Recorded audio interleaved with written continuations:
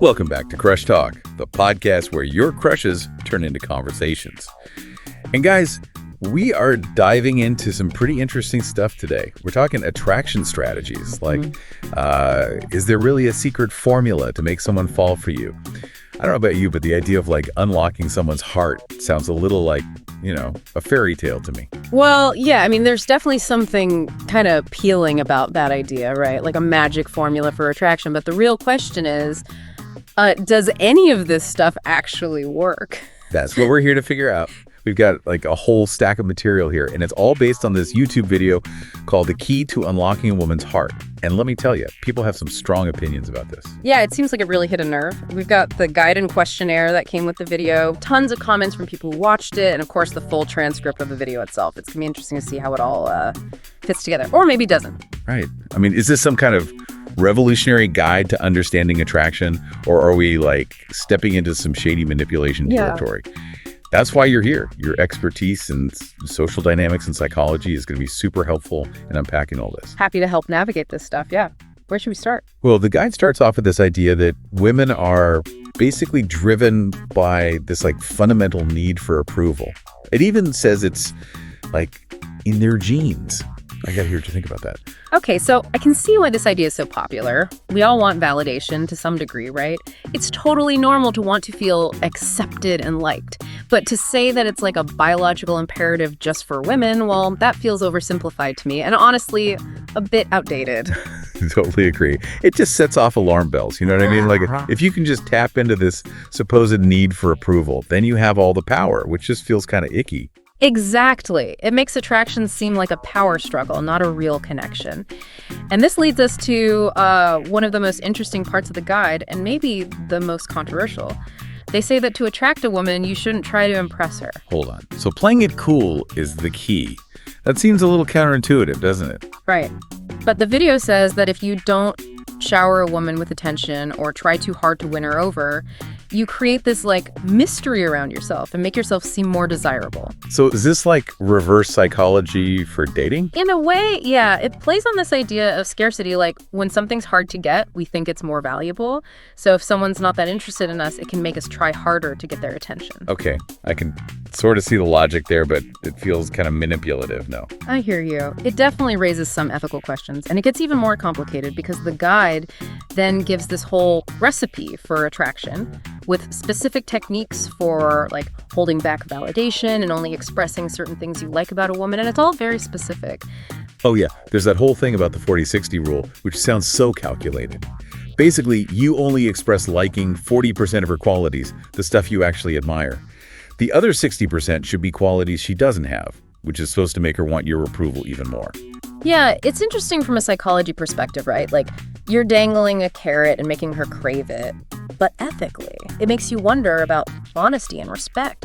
Are you really into her, or are you just trying to get what you want? It feels like it crosses the line from genuine attraction into playing mind games, which is not cool. And speaking of mind games, the guide gives these like super specific examples of how to use this recipe in real life. For example, if a woman is trying to impress you, let's say she's an amazing musician, you should like downplay your own musical skills. Classic scarcity tactic. You're making yourself seem more desirable by making your skills seem rare. But it feels dishonest, don't you think? Like you're not being your true self. Exactly. It's like, why can't we just be ourselves? And it gets worse.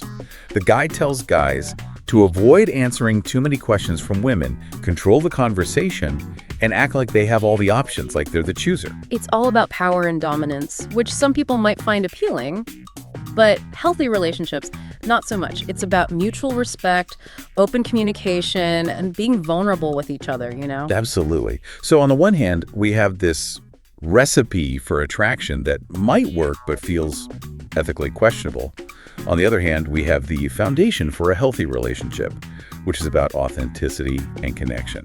So now I'm really curious to hear what real people think about all this. Should we dive into those YouTube comments? Let's go for it. The comments are always a fascinating look into how people are actually using this information. Buckle up. The reactions are all over the place. We have people who swear by this advice, saying it changed their lives, others who are totally creeped out by the manipulation, and then there are those who are just here for the entertainment, I guess. It's amazing how one video can spark such different responses. It just goes to show that there's no one-size-fits-all approach to attraction, and what works for one person might not work for another. So true.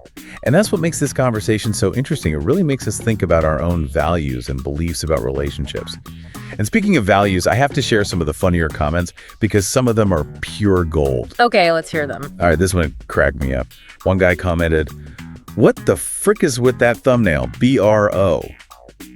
Apparently, the video thumbnail has a heart in a rather anatomically incorrect spot, which people found hilarious. Well, at least they're finding the humor in it. Right.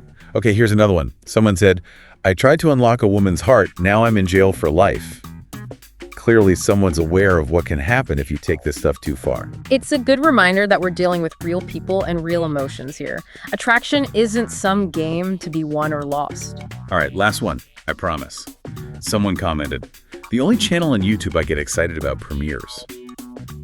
I mean, it's great that they're excited, but it also makes you wonder about the influence these videos can have. Influence can be a powerful thing, and it can be used for good or bad. What matters is that creators are responsible and viewers are critical. They think for themselves. Okay, last one, for real this time. It's short and sweet. It says, "Her heart is in her box.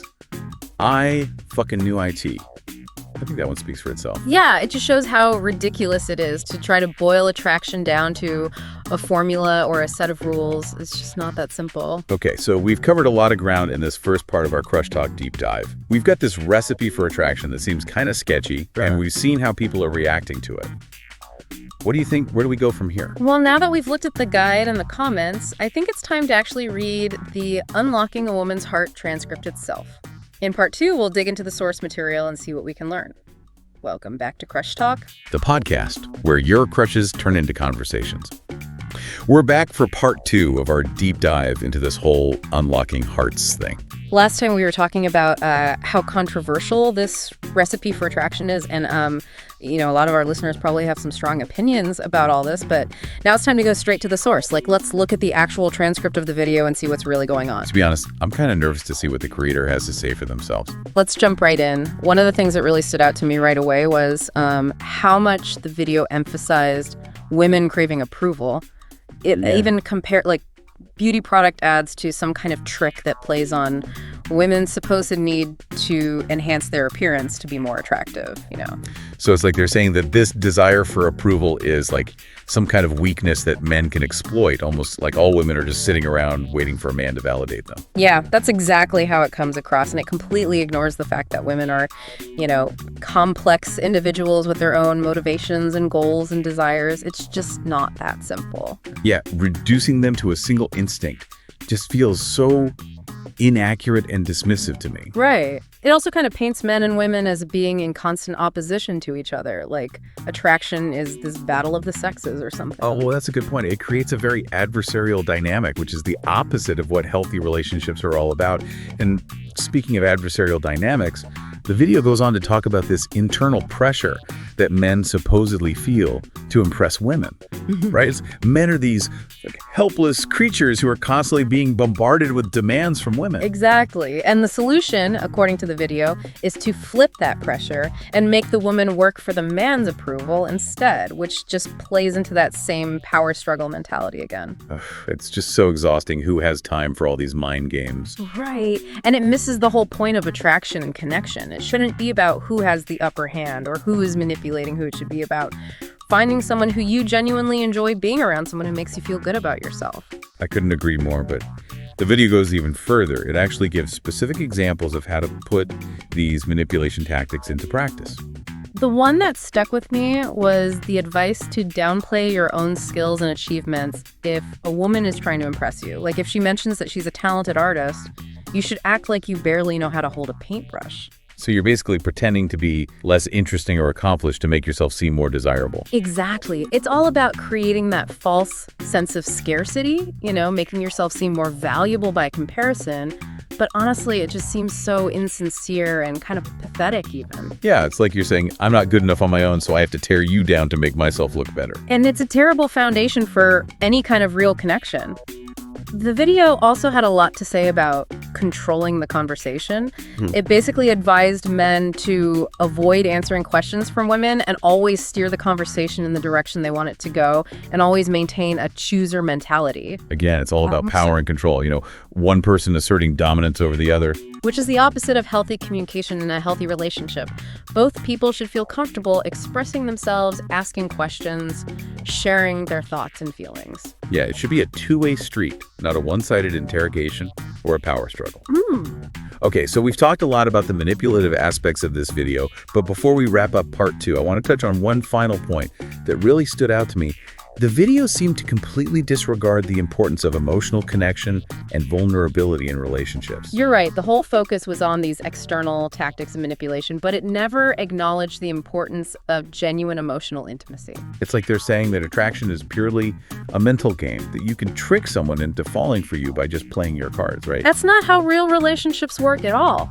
Real connection comes from shared values and vulnerability, empathy, a willingness to be open and honest with each other. Yeah, it's about letting your guard down and allowing yourself to be seen for who you truly are, even the messy parts.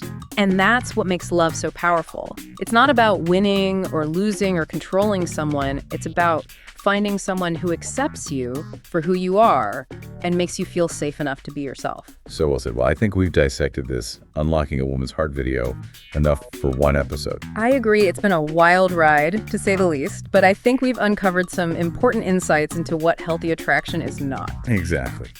In part 3, we're going to shift gears and focus on what healthy attraction does look like. We'll talk about the importance of respect and communication and shared values, and we'll offer some practical tips for building genuine connections based on authenticity and trust. Welcome back to Crush Talk, The podcast where your crushes turn into conversations. So we spent the last 2 episodes kind of picking apart this idea of a recipe for attraction. And, well, to be honest, some of it was a little creepy. Right? Yeah, it was definitely unsettling. But now it's time to, switch gears and talk about what healthy attraction actually is. Because, there are ways to connect with someone without resorting to, manipulation or playing games. That's what I want to know. Yeah. We could all use a little more genuine connection in our lives, right? So where do we start? Well, it all starts with you, actually. Understanding your own values and needs and desires, that's really important. When you know who you are and what you're looking for, you're more likely to attract someone who's actually compatible with you. Yeah, you can't really attract what you don't embody, can you? Exactly. It's about being the kind of person you want to attract. So, if you're looking for honesty and respect in a relationship, you got to cultivate those things in yourself first. And that includes being comfortable with being vulnerable and authentic, because trying to be the perfect version of yourself is exhausting. And honestly, it's not sustainable. Plus, people can usually tell when you're being fake, and that's not attractive. Totally. So yeah, self-awareness is key. But let's talk about another important ingredient, respect. Right. Respect for yourself and the other person. Exactly. Respect means valuing someone's thoughts and feelings and boundaries, even if you don't agree with them, And it means approaching your interactions with a real desire to listen and learn and connect, not control or manipulate. And that also means respecting someone's right to say no. It shouldn't be about trying to convince them to change their mind. Absolutely. Consent and respect go hand in hand. Speaking of connection, let's talk about what genuine connection actually means. Yes. Because if it's not about playing games, then what is it about? Well, genuine connection comes from shared values and interests and a sense of mutual understanding. It's about being able to be yourself and feeling seen and heard and appreciated for who you really are. It sounds a lot simpler than that whole recipe thing. Well, that's the beauty of authenticity, right? It's not about following a script. It's about letting your true self shine through. And that can be so attractive when you're comfortable with yourself and really interested in connecting with others. It just draws people in. Totally. So how do we do that? What are some things we can do to build those genuine connections? Yeah. Some practical tips. Well, one thing is to focus on really listening, active listening when you're talking to someone. Really pay attention to what they're saying, both the words and their body language.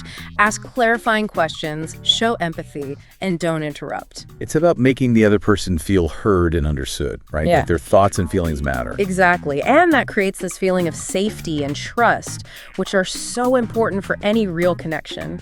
Another tip is to be genuinely curious about the other person. Ask open-ended questions that encourage them to share their passions and experiences and what they think about things. So go beyond the small talk and really get to know them. And while you're at it, don't be afraid to share your own passions and vulnerabilities too. Authenticity breeds authenticity. It's about making a space where everyone feels safe to be themselves without judgment, you know? Exactly. And that's where the magic happens. When you can let go of the need to control or impress and just be present in the moment. That's when you open yourself up to genuine connection.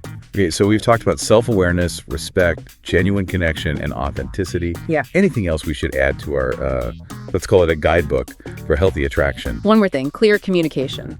I was going to say that. But seriously, it's so important because without clear communication, things can go wrong really fast. Absolutely. Clear communication means being honest about your intentions, expressing your needs and boundaries, and really listening to and responding to the other person. Right. It's about creating a space where everyone feels safe to say what they think and feel without worrying about being judged or rejected.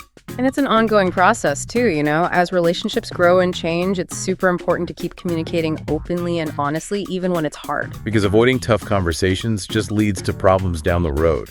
Exactly.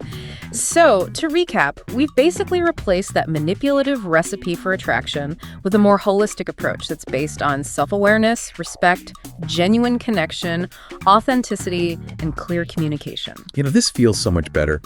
It's not about tricking someone into liking you. It's about being your best self and creating a space for real connection to grow.